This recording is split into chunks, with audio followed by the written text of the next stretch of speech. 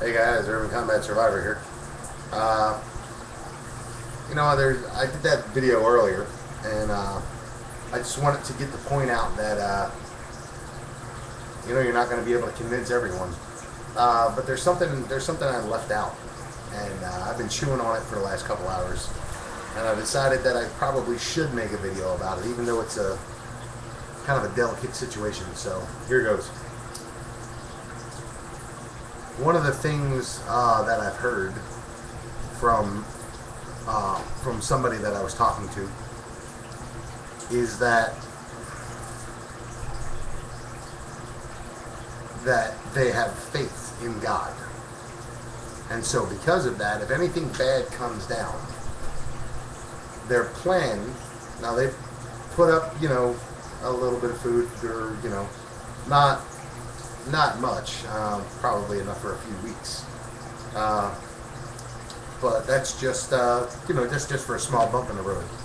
And that person's response when I say anything about going further is that they have faith, and that if anything bad happens, they believe that praying to God is going to bring them answers. It's going to bring them help. I'm not going to get into anybody's personal religious beliefs. I don't think there's a point in that. But what I would like to do is address the idea of speaking to people who are religious. Some people just choose not to talk to them at all. Some people choose to only talk to religious people. I think neither of those is realistic. I think everybody has their own thing, and if you start eliminating people from your list of possible, prep network affiliates, then I think you're going to wind up alone. So I'm gonna dive into this one. First, if you have to speak to someone who's religious and is relying on faith, if a bad situation ever comes down, one of the first things that pops in my head is always the saying, pray to God but row for shore. Or the same saying non-religiously is, hope for the best but prepare for the worst. I think there's a million little sayings that I think are out there that you can kind of use to tweak that person's perspective a little bit, if that's your goal, to try to help them see. For instance, God helps those who help themselves.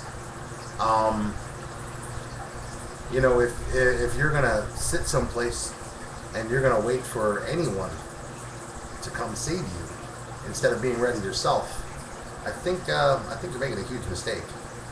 Whether it's a faith in God or a faith in government, if it's a faith in anything other than your hard work to get ready for anything that may come in the world, I think when it comes down, if it comes down, those are going to be the people that feel abandoned by their God or abandoned by their government. Neither God nor government are going to come hold your hand and make everything okay for you. Neither came into play in Katrina. Neither came into play in LA. Neither came into play in the collapse of Yugoslavia. Neither came into play with Stalingrad. So there's a million examples where neither of those things saved people.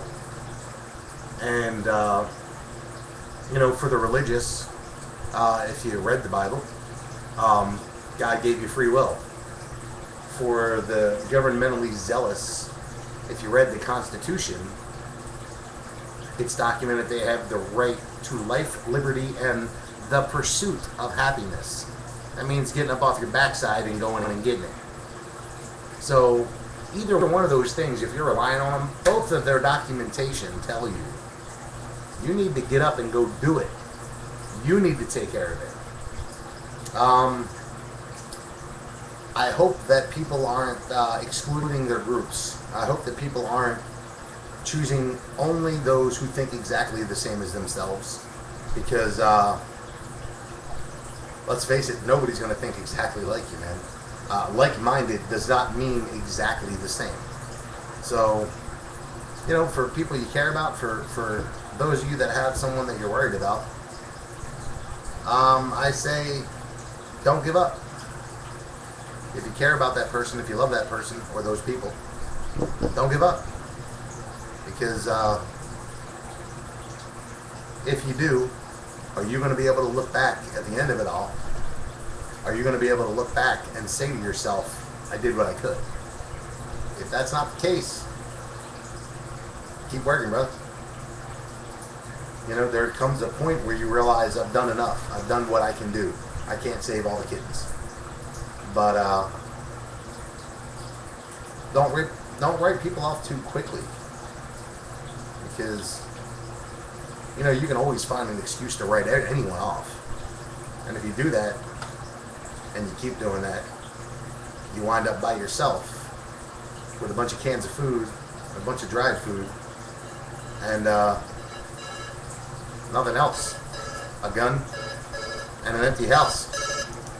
So, well, there's my phone. So, Urban Combat Survivor, signing off.